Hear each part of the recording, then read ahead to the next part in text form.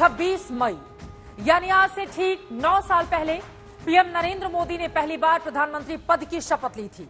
इन 9 सालों में बहुत कुछ बदला, सियासत का चेहरा बदला, कई रिकॉर्ड बने, कई रिकॉर्ड टूटे और अब बारी है इन 9 सालों में बीजेपी के कामकाज के रिपोर्ट कार्ड की, जिसका काउंटडाउन शुरू हो चुका है। आज से ठीक 1 साल के बाद 26 मई के दिन देश की सत्ता किसके हाथों में होगी, इसका फैसला हो चुका होगा।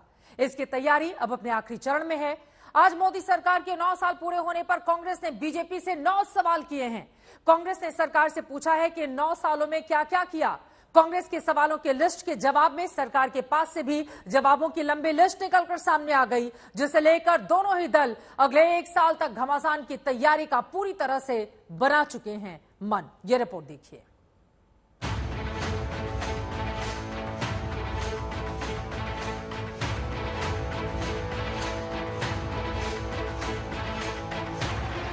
ठीक 9 साल पहले जनता के भारी आशीर्वाद से नरेंद्र मोदी भारत की सत्ता के शीर्ष पर पहुंच गए। मैं नरेंद्र दामोदर दास मोदी ईश्वर की शपथ लेता हूं कि तथा 26 मई 2014 को इसी शपथ के साथ पहली बार देश के प्रधानमंत्री बन गए। या द्वेष के बिना सभी प्रकार के लोगों के प्रति संविधान और विधि के अनुसार न्याय करूंगा। और तब से लेकर अब तक पीएम मोदी विरोधियों की चुनौतियों के बीच लगातार आगे बढ़ रहे हैं, देश की सियासत में अपना दमखम साबित कर रहे हैं। तो अब सवाल यह है कि क्या बीते 9 साल में जनता ने मोदी के नाम पर जिस तरह का विश्वास जताया है, क्या 2024 के चुनाव में भी मोदी वैसा ही चमत्कार कर पाएंगे या विपक्षी दल मोदी के सामने कोई चुनौती खड़ी कर पाएंगे? क्योंकि लोकसभा चुनाव को लेकर विपक्षी दलों की कवायद के बीच मोदी राज के 9 साल पूरे होने पर कांग्रेस की ओर से 9 सवाल उठाए गए। तमाम मोर्चों पर मोदी सरकार को फेल बताया गया। ऐसा क्यों है प्रधानमंत्री जी कि देश में महंगाई और बेरोजगारी आसमान छू रही है? क्यों अमीर हो रहे हैं और गरीब हो रहे हैं? सार्वजनिक संपत्तियों को आप क्यों मित्रों को बेच रहे हैं? आर्थिक विषमताओं क्यों बढ़ रही हैं? नौकरी का सवाल है। मुझे एक बात कहनी है, आपको मालूम है 4.5 करोड़ रुपया तो एम्प्लॉय प्रोविडेंट फंड से आता है, उसका एक रिकॉर्ड है जो फॉर्मल लोग हैं। नरेंद्र मोदी की सरकार में 98,000 किलोमीटर नेशनल हाईवे बना है। तो नेशनल हाईवे बनता है तो लोगों को अवसर रोजगार का मिलता है कि नहीं?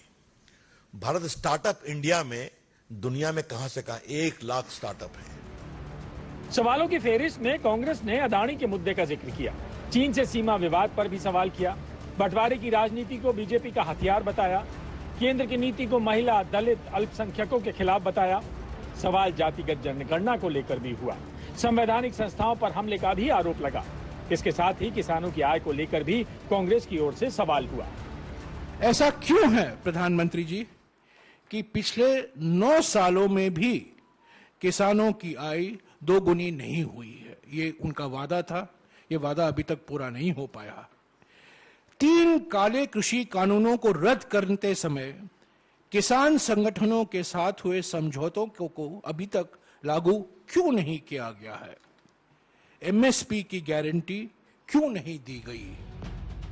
हालांकि भले ही कांग्रेस एमएसपी को लेकर सवाल उठा रही हो, लेकिन आंकड़े बताते हैं कि मोदी राज में गेहूं, चावल की एमएसपी में काफी इजाफा हुआ है, किसानों को आय में फायदा हुआ है।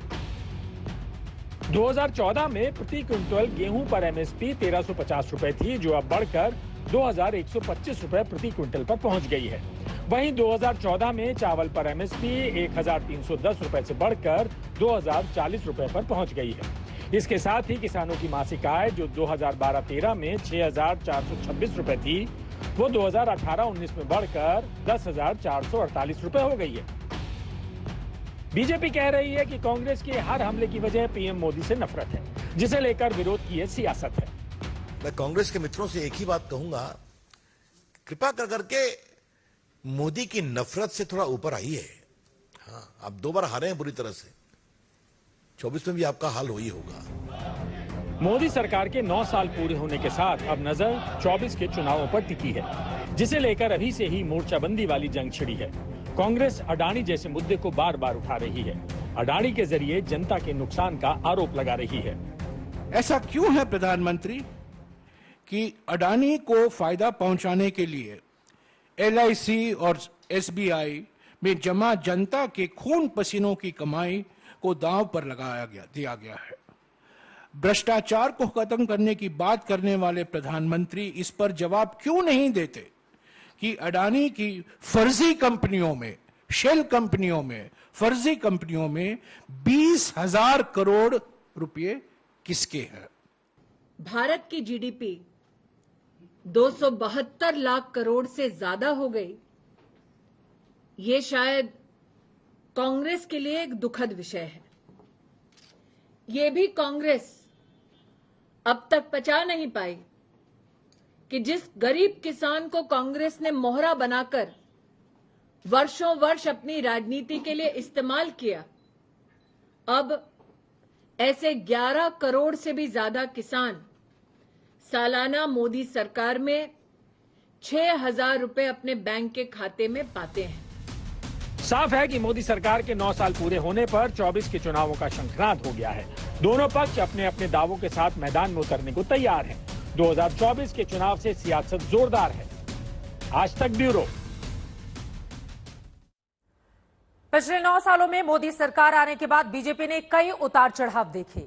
एक वक्त था जब प्रधानमंत्री नरेंद्र मोदी सत्ता में आए तो 7 राज्यों में बीजेपी और उनके सहयोगियों की सरकार थी। हालात बदले। 2018 में भारतीय जनता पार्टी अपने चरम पर आई। यह आंकड़ा 21 राज्यों तक जाकर पहुंच गया, जब आधा हिंदुस्तान भगवा रंग में रंगा हुआ दिखाई देने लगा। 2019 में बीजेपी की प्रचंड जीत के साथ ही वापसी ने विपक्ष को पूरी तरह से तोड़कर रख दिया। लेकिन इसके बाद एक बार फिर से कर्नाटक चुनाव से विपक्ष को संजीवनी मिल गई है।